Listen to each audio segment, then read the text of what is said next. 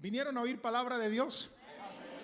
Levante su mano derecha así conmigo y diga: Señor, habla a mi corazón, a mi mente, llena mi espíritu con el poder de tu palabra. En el nombre de Jesús, yo ato toda pestilencia que viene contra mi vida, toda tempestad, y la sujeto a la mente de Cristo. Amén. Cuando nosotros oímos palabra de Dios o escuchamos la enseñanza o la predicación, el propósito de los predicadores no es entretener gente. El propósito de los ministros es que usted lleve palabra aquí, pero más importante, la lleve aquí en su corazón. Pero por encima de saber y de sentirla está el accionar. Yo tengo una frase que enseñé por muchos años a nuestra iglesia en Yuma y era: amar la palabra, aprender la palabra, vivir la palabra. Amarla, aprenderla y vivirla. Allá afuera hay mucha gente que conoce Biblia. Yo trabajo en la prisión con los que van a ser ejecutados. Soy capellán en la prisión de Arizona y conozco hombres de lo peor, de lo más peor, que saben más Biblia que ustedes y yo juntos, pero no la viven. No la viven. Y creo que este es un mal general. Esta mañana quiero hablarles sobre un tesoro enorme. A todos nosotros nos gustan las películas de investigación. Bueno, por lo menos a los hombres nos encanta el chisme. A las mujeres no, pero a los hombres sí. Nos gusta ir a: ¿qué pasó? ¿Cómo está esto? ¿Cómo lo descubrieron? Y esas películas de National Geographic y esos comentaristas, ¿cómo se encontró? Esta mañana vamos a meternos en las botas de esos expedicionistas, de esos exploradores, y vamos a descubrir el gran tesoro. ¿Trajeron su Biblia? Entonces vamos a hablar de algo que sucedió y que yo voy a estarle dando algunos versículos bíblicos, pero no importa que la traiga así o la traiga o la prenda o la encienda, pero saque su Biblia, pues la vamos a ocupar. ¿Dónde se encontró este gran tesoro? Se encontró en 1947 en una cueva llamada la cueva de Qumran. Este es el más grande tesoro que se haya descubierto y fue en 1947. No son las películas de Hollywood. El descubrimiento más maravilloso del siglo XX fue en 1947 y encontraron 7 jarras de este tipo enfrente, unas cuevas que están enfrente del Mar Muerto, y adentro de estas jarrones de agua había unos rollos. ¿Qué era ese tesoro? No era oro, no era plata. ¿Qué era ese tesoro? Eran la siguiente, eran 7 manuscritos o rollos antiguos y eran copias de la Biblia del año 110 antes de Cristo. O sea, que llevaban, si las descubrieron en 1947, esas copias tenían 2000 años de antigüedad, más de 2000 años de antigüedad. Y esta es la copia más antigua de la Biblia que jamás se haya encontrado. Las anteriores que tenían, o la más antigua que se había encontrado, era del año 900 después de Cristo. Estas eran del año 110 antes de Cristo, o sea, 1000 años y pico más viejas. Y entonces surgen los expedicionistas y los preguntones y los que tratan de negar la veracidad de la palabra de Dios, y dijeron: vamos a comparar y ver si son iguales. Gran sorpresa. La siguiente, en la grande sorpresa que se llevaron, hermanos, es que estas copias estaban, uno de los libros completos era el rollo de Isaías y estaba completito. Sí, le faltan pedacitos y por la antigüedad. ¿Por qué Dios permitió este descubrimiento en el año de 1947? Porque ese año precisamente se llevó en las Naciones Unidas el voto de si Israel debería de recuperar su terreno, su país, su territorio, lo que hoy es el Estado de Israel, y se encontró precisamente en esta porción donde lo abrieron uno de los últimos capítulos, el capítulo 60, y el versículo que está casi enfrente de ustedes, el pasaje que está enfrente de ustedes, dice el capítulo 60, nacerá una nación en un día. Esa es la pregunta que hace el profeta Isaías. Y dijo, nacerá una nación en un día, cosas maravillosas van a escuchar, y quienes la escuchen no las van a creer. Cosas que nadie jamás se imaginó. Algo viene y sucederá. He aquí que oscuridad cubrirá la tierra, mas sobre ti amanecerá Jehová. Eso fue el versículo que se encontró. Siguiente. En la siguiente parte encontramos cómo se escribió en el hebreo antiguo.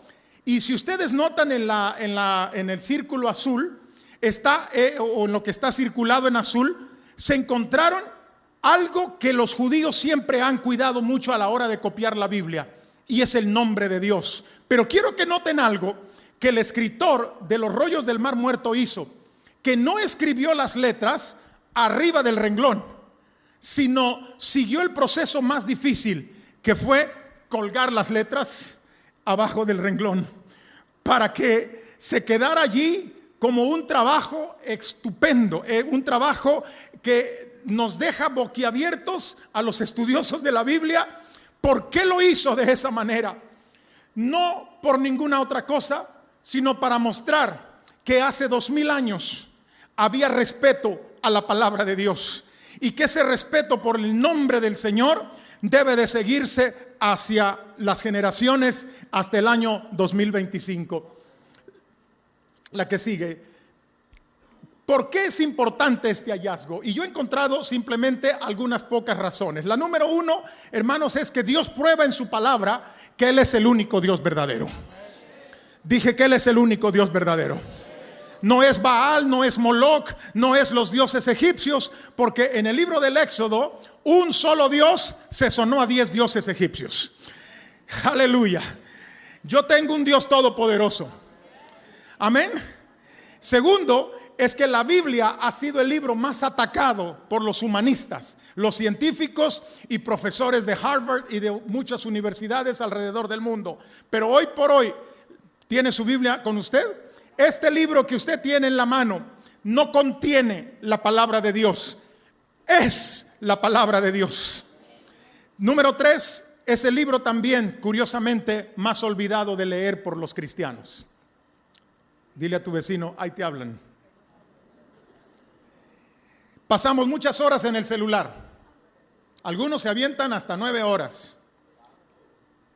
Es el promedio de personas que por día pasan en el celular, y no es precisamente leyendo la Biblia. Es TikTok, Google y Facebook. Pero hermano, quiero dejarte algunas cosas en tu corazón prácticas. Número 1, Google no es tu pastor, ni Facebook.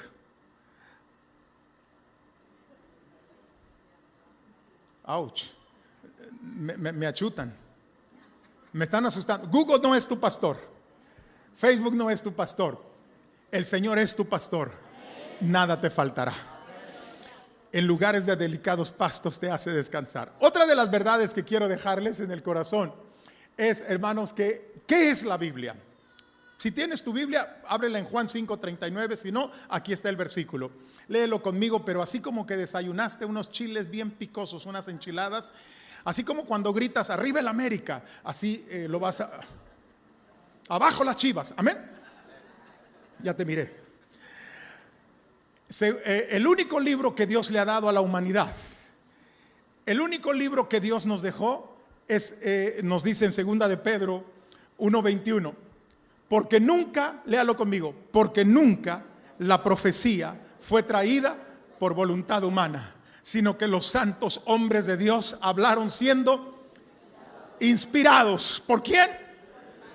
Ahora sí, más recio todos. Porque nunca la profecía fue traída por voluntad humana, sino que los santos hombres de Dios hablaron siendo inspirados por el Espíritu Santo. Porque nunca la profecía, la palabra, la enseñanza ha venido a nosotros por voluntad. No, la Biblia está escrita por un montón de hombres. Es verdad, 40 escritores, algunos eran estadistas, otros eran filósofos, otros eran gente del campo. Está escrita en idiomas antiguos, pero que nos ha llegado a nosotros, y que el rollo de 1947, descubierto en Qumran, al compararlo con los rollos más recientes, sorpresa, señoras y señores, no había ni un solo error. Se cuidó de que cada letra, cada tilde, cada palabra se fuera pasando legítimamente como lo habían hecho en el pasado. ¿Quién protegió este libro? Su autor. ¿Quién ha protegido y nos ha dado esta palabra clara? Es el autor. Protección por el Espíritu Santo, porque esta profecía no vino a nosotros por hombres, por mentes humanas, sino que nace en el corazón de Dios, en la mente de Dios, y el Espíritu Santo inspiró a los escritores para que nosotros hoy, en el año 2025, en Tijuana, Baja California, podamos escuchar palabra de Dios que viene de lo alto, del trono de Dios, que fluye a través de la sangre de Jesucristo y llega a nosotros en esta mañana. Acérquese confiadamente. La Biblia dice que usted es más que vencedor. La Biblia dice que usted, Dios lo ama. ¿Ustedes me creen cuando yo digo Dios te ama? El viernes pasado le decía a 63 hombres que estaban en la capilla escuchando mi mensaje, que están todos feos, tatuados, horribles. Se miran, algunos parece que hasta les pagan por ser feos. Y yo les decía, Dios te ama. Dios te ama. Dios dio su vida por ti.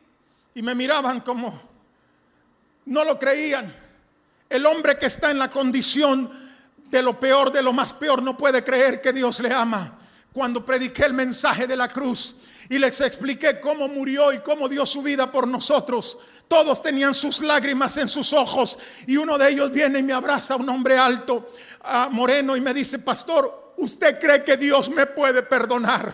Le dije, no lo creo, estoy seguro, porque Dios no tiene amor. Dios es amor, esencia de Dios. Iglesia, Dios es amor. Y eso es lo que la Biblia nos dice. Dame la que sigue, hijo, por favor. Él nos habla a través de ¿quién? De Jesús. Diga conmigo, el Mesías. Acaba de ocurrir, pastor, la semana pasada un evento en Israel que ustedes son los primeros que voy a comentarlo. Se entrevistaron a 12 rabinos, esos que traen el gorrito negro y los jasídicos, y uno de ellos dijo, estamos aquí porque hemos estudiado profundamente y reconocemos que Jesús es el Mesías.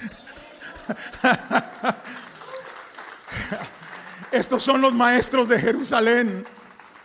Iglesia, nosotros venimos predicándolo hace 2000 años. Cristo está a las puertas, Él viene pronto.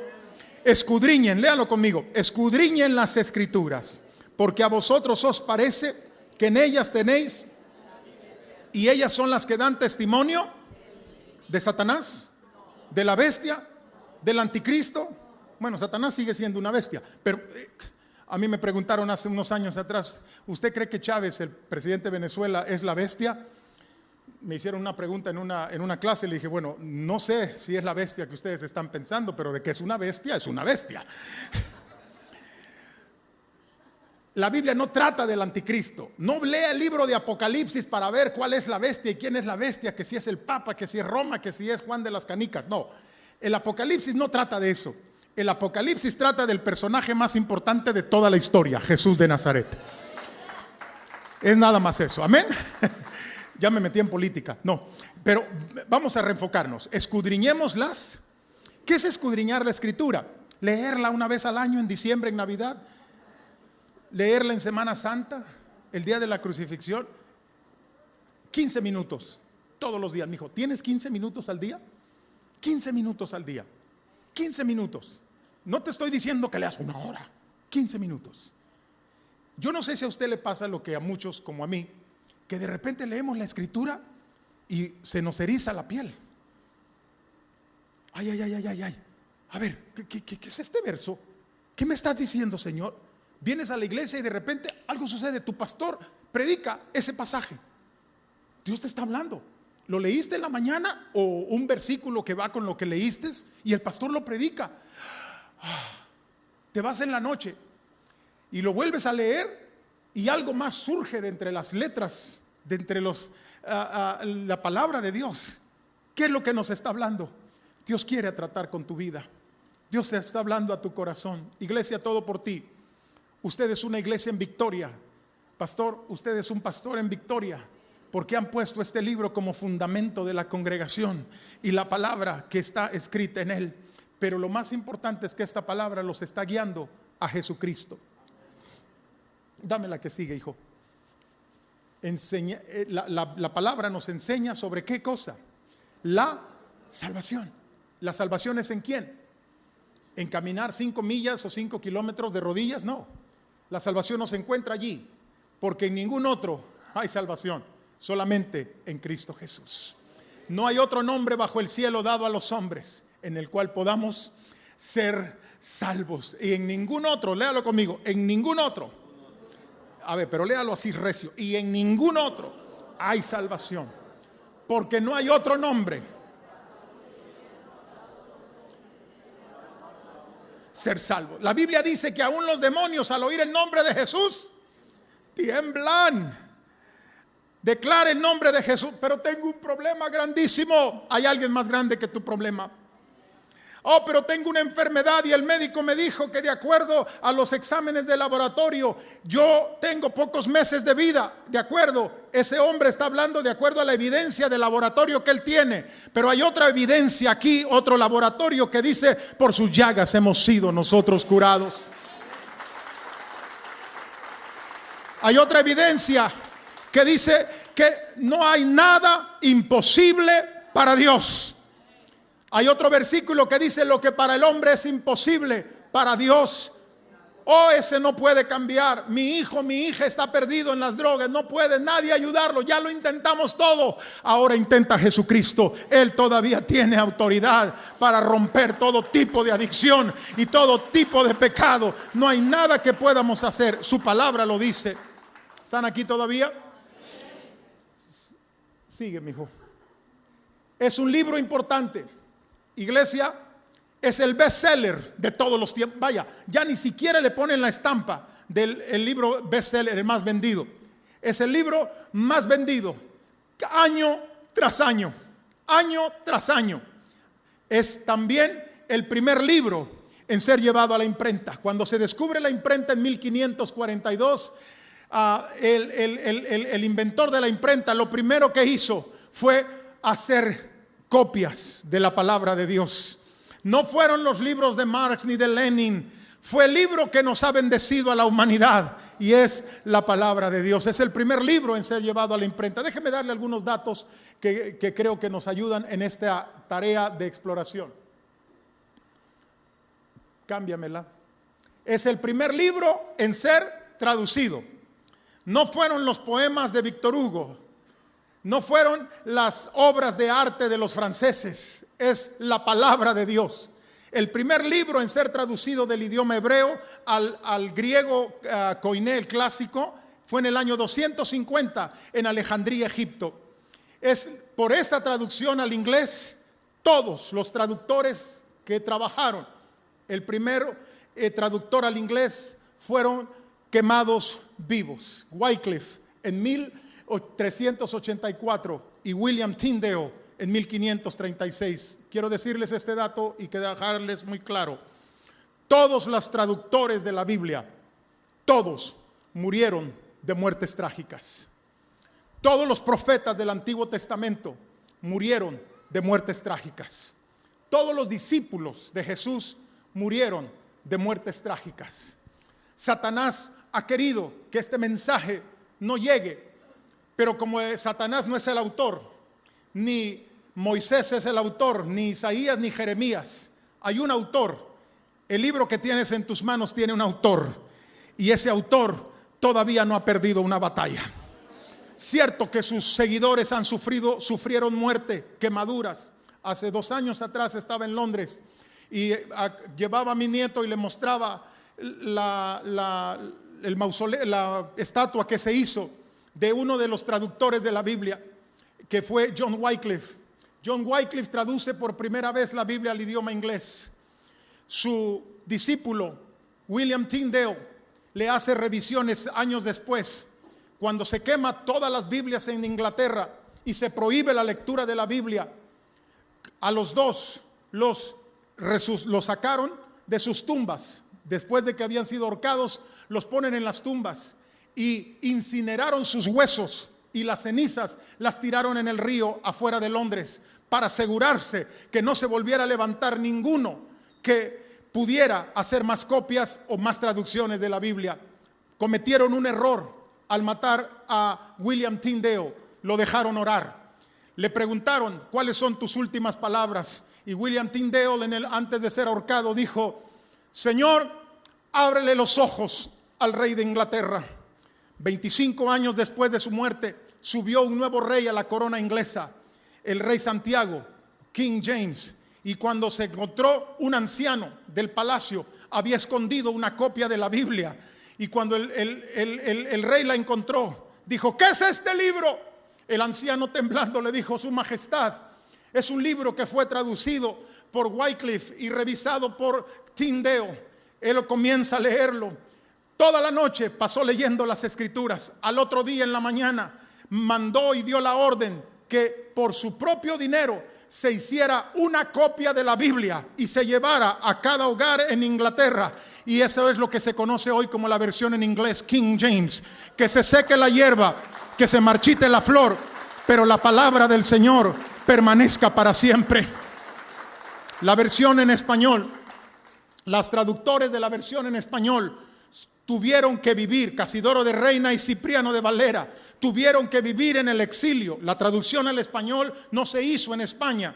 La traducción al español se hizo al cruzar la frontera. El traductor tuvo que huir, Casidoro de Reina, y luego meterla de contrabando a España, con unas letras en la portada en el idioma latín, dándole las gracias al rey de España por su gran trabajo, por su gran política que estaba llevando. Lo que no sabían los que estaban en la frontera, los aduaneros, no sabían que si nomás hubiesen movido 10 páginas, hubieran encontrado: en el principio creó Dios los cielos y la tierra. La tierra estaba desordenada y vacía, pero el Espíritu de Dios se movía sobre las aguas, y dijo Dios: sea la luz, y fue la luz. Si solo hubiesen pasado 10 páginas, señoras y señores, nos llegó la versión en español. Ha sobrevivido cambios, ha sobrevivido ataques, ha sobrevivido todo. Pero iglesia, todo por ti. Tienes la versión directa del hebreo, del griego y del arameo, y puedes ir confiadamente a la palabra de Dios. Que se seque la hierba, que se marchite la flor, que vengan ataques, que vengan adicciones, problemas y todos los ataques que vienen contra la iglesia. La Biblia dice que ninguna arma forjada contra nosotros prosperará, y que Él bendecirá nuestro camino. Aleluya. Alguien tiene que decir amén. Alguien tiene que decir amén esta mañana.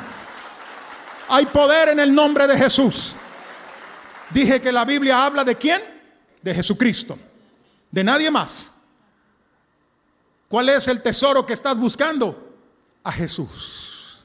Y cuando tú lo abres, encuentras a Jesús. Sigo adelante.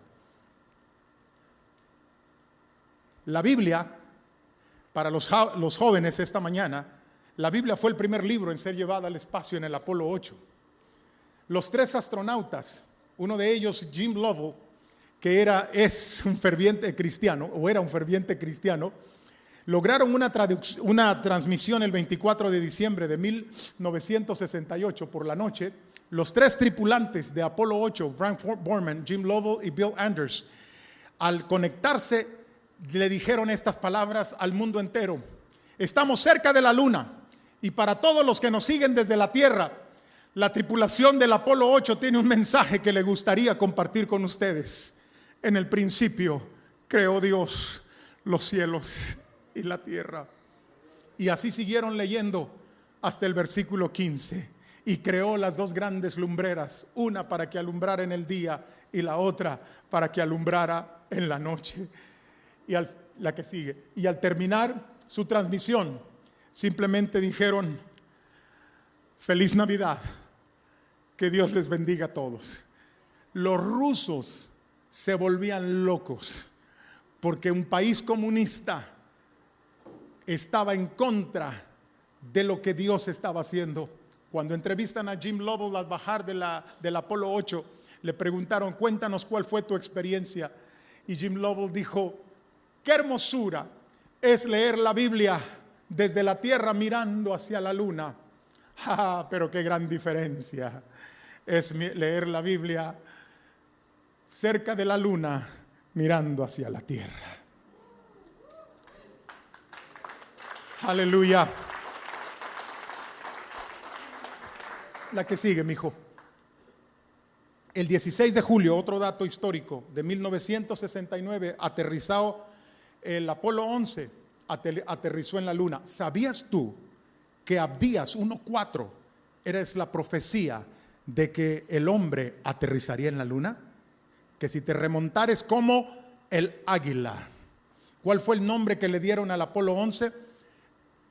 El águila.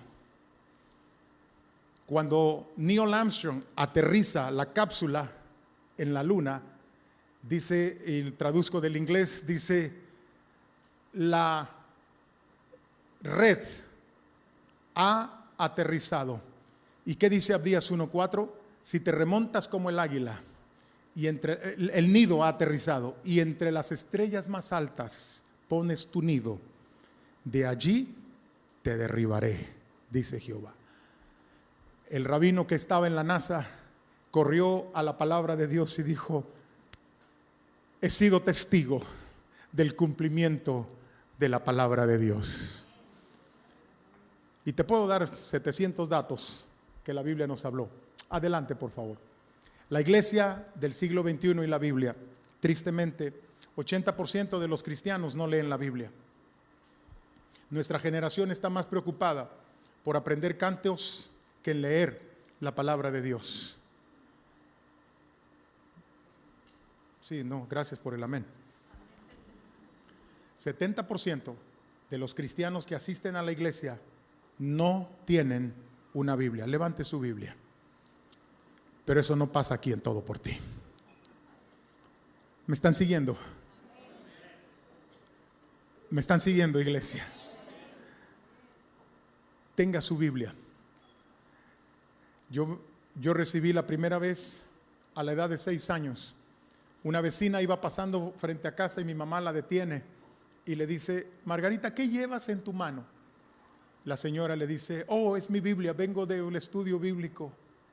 Y un niño que anda brincoteando allí, abrí la Biblia y el primer verso que impactó mi alma fue Génesis 1:1.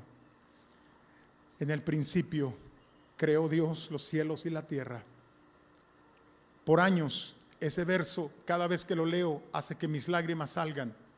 Hasta hace unos pocos años atrás, me di a la tarea de investigarlo más a fondo y quiero compartir, si me dan permiso, por 5 minutos más. Las iglesias que están creciendo son aquellas que están leyendo la Biblia. Regrésate al que estaba en rojo para repasarlo, nada más. Escudriñen las Escrituras. Este es el verso de esta mañana, ¿correcto? Escudriñen las Escrituras porque en ellas encontramos ¿qué cosa? Y ellas dan testimonio de ¿quién? Ustedes son testigos del poder de Dios. Dan testimonio de Jesús. La que sigue, hijo, ahora sí. Si nosotros vamos a Génesis 1:1, mire, soy profesor de hebreo y nada más rápido aquí. Vamos a leer, arriba está en español, abajo está en inglés. Y si usted nota, en hebreo, si usted nota, arriba de las palabras en hebreo está la traducción, ¿correcto? En casi todas las palabras excepto una. Síganme, digan conmigo, en el principio creó Dios. Nos brincamos esa palabra, no tiene traducción. Nada más les estoy dando los nombres de las letras. Los cielos y la tierra. En medio de la palabra Dios y en medio de la palabra los cielos y la tierra hay un código escondido. Hay una palabra escondida. En Génesis 1:1, damas y caballeros, en Génesis 1:1 hay un misterio y el primero de la Biblia. Diga conmigo, Aleph, Tau. ¿Qué es esto? La primera letra del alfabeto hebreo y la última del alfabeto hebreo. ¿En dónde está esa palabra que no tiene traducción? Porque no existe una traducción del hebreo al español para esa palabra. No existe. Pero Dios a través de Moisés y por inspiración del Espíritu Santo la plasmó allí. Después de la palabra Dios, Elohim. Se lo leo en hebreo, Bereshit, bara, Elohim. Et es la palabra que está acá, Aleph y Tau. Et hashamayim, be'et haaretz. En el principio creó Dios los cielos, pero después de Dios no dije nada. Me brinqué a la palabra los cielos y la tierra. Si usted va al Salmo 119, allí está el alfabeto hebreo. Antes del verso 1 le dice el nombre de la primera letra, Aleph. El nombre de la segunda, Bet. Ahí se lo va diciendo en su Biblia en español. Aunque no sepa hebreo, ahí el Señor, cada 8 versículos, le está diciendo el nombre de cada letra. Cada 8 versos. Ahí está el nombre de cada letra. ¿Cuál es la primera letra? Aleph. ¿Y cuál es la última letra del alfabeto hebreo? ¿Cuál es la primera letra del alfabeto hebreo? Aleph. ¿Y cuál es la última? Tau. ¿Cuál es la primera letra del alfabeto griego? Alfa. ¿Y cuál es la última? Omega. Alguien puso entre Dios y los cielos y la tierra, y ese no fue Moisés, el Espíritu Santo, a través de la pluma de Moisés. Hay el primer misterio aquí en este libro, y no tiene traducción, porque no hay manera de comparar a Jesucristo con nadie más. Ese misterio se desenmascara en Apocalipsis, cuando Juan, que está sufriendo la muerte, escucha una voz desde el cielo y detrás de sus espaldas que le dice: yo soy el alfa y yo soy la omega. Si hubiese estado hablando hebreo, le hubiese dicho: yo soy el Aleph y yo soy el Tau. Yo soy el primero y yo soy el último. Yo soy el principio y yo soy el fin. Yo soy el Rey de Reyes, el Señor de Señores. En la Biblia, en Génesis, Él es el Padre Creador. En Éxodo, Él es el Cordero que muere por nosotros. En el libro del Apocalipsis, Él es el Alfa y Él es la Omega. El primero, el último, el que era, el que es, el que será, el que vive para siempre, el amante de mi alma. Hermanos, ese es Jesucristo. Todavía no termino. Sigue adelante, por favor, la que sigue, mija. Juan capítulo 21, versículo 11. Subió Simón Pedro y sacó la red a tierra llena de ¿cuántos peces? ¿Por qué no 150? Señores, ¿por qué no 152 o 151? ¿Por qué el apóstol Juan es tan específico y dice 153 peces, y aún siendo tantos, la red no se rompió? Les dijo Jesús: vengan, coman. Y ninguno de los discípulos, léalo conmigo, y ninguno de los discípulos se atrevía a preguntarle, sabiendo que era quién, sabiendo que era quién. Nunca le preguntaron: a ver, vengan, traigan de los peces. ¿Cuántos peces son? 153. Los contaron. ¿Por qué los contaron? Porque son pescadores. Cada pez vale un dinerito. Por eso tenían que contarlos. Pero ¿por qué precisamente pescaron 153 y no 200? Hubiera sido más la ganancia. Porque detrás de este versículo hay un misterio escondido. Síganme, por favor, la siguiente. Cada letra en hebreo tiene un valor.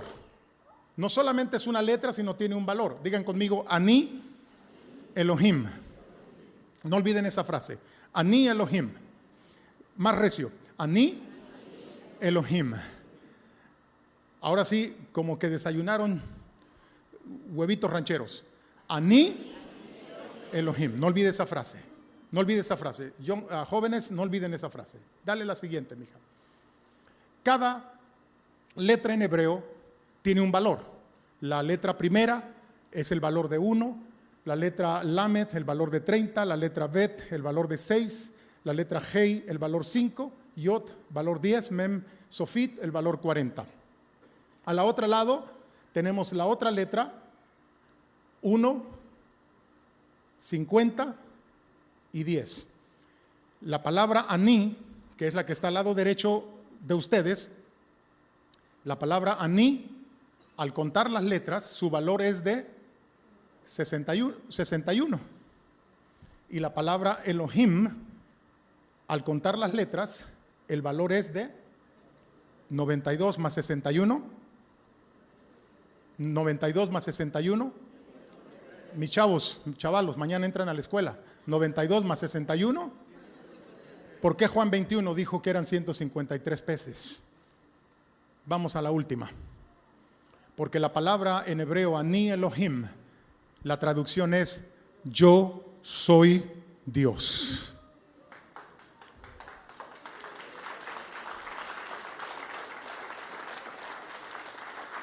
Algunos todavía no les hace clic. ¿Qué es el último mensaje que Jesús dejó a sus discípulos? No es la pesca, no es el dinero de los peces.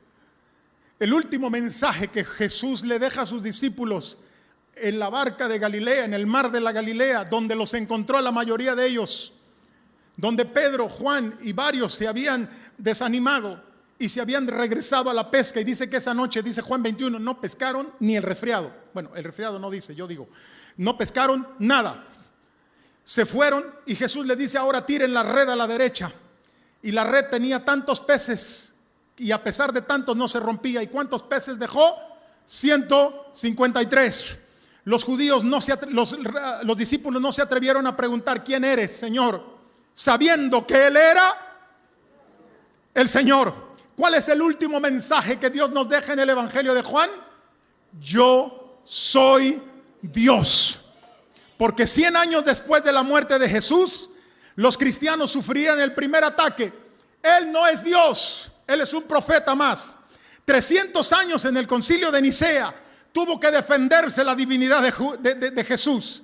2025 estamos sufriendo la iglesia el mismo ataque. No hay Dios, no, Jesús no es Dios, es un profeta más. Y el Islam está proclamando que no hay otro profeta como Mahoma y que solamente Alá es Dios. Pero es tiempo de que, iglesia, todo por ti a través de su palabra se pare firme en la palabra que Él nos ha dado. Hay un solo Dios y un solo mediador entre el hombre y Dios. Se llama Jesús de Nazaret. Él es el único que merece toda gloria, toda honra y toda adoración. Su palabra es viva y es eficaz y más penetrante que toda espada de dos filos, que penetra hasta partir los huesos, los tuétanos y el alma, y ella dan testimonio de Jesús. Señoras y señores, yo no he venido a enseñarles nada nuevo, simplemente he venido a tratar de resucitar en su mente el conocimiento y en su corazón la fe otra vez. Confiemos en el Señor. Él sabe para dónde llevarnos, porque Él es Dios. Él es Dios en la creación, Él es Dios mientras está en la cruz, y Él será Dios en el final de los tiempos. Hay un solo Dios, damas y caballeros, se llama Jesús. Jóvenes, quiero decirles en esta mañana que a pesar de todas las vicisitudes que vayan a pasar y todas las dudas en su preparatoria, en su universidad, hay un solo Dios, se llama Jesús de Nazaret. Dije que se llama Jesús de Nazaret. Alguien tiene que decir amén esta mañana. Dile al que está a tu lado, Jesús es Dios. Jesús es Dios. Lo dice su palabra. Iglesia, en Cristo eres más que. Ay, no, pero es que el diablo me trae más que vencedor. Pero es que tengo una enfermedad, un dolor aquí, se me pasa para acá. Más que vencedor. Perdí mi trabajo, más que vencedor. El viejo me dejó, él se lo perdió, más que vencedora. Amén. Ay, pero es que usted no sabe lo que yo paso. Más que vencedor. Me cortó la novia y me voy a morir de amor. Nadie se ha muerto de amor. Más que vencedor. Pero no tengo ni qué comer en el refrigerador, no hay. Más que. Mi negocio se fue a la bancarrota. Es que cuando Dios cierra una ventana es porque va a abrir un portón más grande. Más que vencedor. Más que vencedor. Más que vencedor. Más que vencedor. Porque Él es Dios. ¿Quién está en tu esquina? ¿Quién está de tu lado? Yo tenía 26 años cuando en un examen de rutina para un trabajo que me iban a dar con World Vision, me encontraron que tengo problemas en mi hígado. Y el doctor, todo asustado, me dice, vaya y hable con su esposa y reúna a su familia. le quedan 6 meses de vida. Hermano, mis niños estaban pequeños. Mi hijo estaba en primer año, segundo año de la escuela. Mi hijo el mayor. ¿Cómo le digo a mi esposa? ¿Cómo le comento esto? Me dio todas las pruebas de laboratorio y mi fe se cimbró. Llego a casa, reúno a mi esposa y a mis hijos, a los que me podían entender, y le dije a mi esposa: te tengo una mala noticia. Dentro de poco vas a cantar un canto: libre tú me hiciste libre. Los viejos saben qué canto es. Y mi esposa me dice, le enseñé toda la evidencia, y mi esposa me abraza y me dice: mijo, eso es lo que el médico dice. Hay otro médico que no ha dicho la última palabra. Yo debí de haber pasado hace más de 30 años por un trasplante de mi hígado. Nunca he tomado, nunca he fumado, pero recibí una herencia que ha destruido mi hígado, y solamente con ese pedacito de hígado he vivido extra 32 años. Quiero decirte que no me tienes que creer. Hay evidencia médica, pero hay una evidencia que en su palabra, que dice que por sus llagas hemos sido nosotros curados. Alguien en esta mañana necesita oír victoria. Años después, mi esposa ya no canta libre tú me hiciste libre. Ella sigue cantando la lucha sigue, oh cristiano. Póngase de pie en esta mañana. Pastor, alguien aquí necesita un milagro. Levanta tu mano. Y si tienes tu Biblia, coge tu Biblia y levántala así en alto. Y di conmigo: Señor Jesús, esta mañana yo levanto estandarte encima de mi cabeza, que es tu palabra. Ella dice quién tú eres, pero también dice quién yo soy en ti. Yo lo creo, lo abrazo esta mañana y me entrego a ti. No exalto el libro, exalto al Dios que me escribió estas cartas de amor, y a Jesucristo que se revela a través de este libro a mi alma y a mi corazón.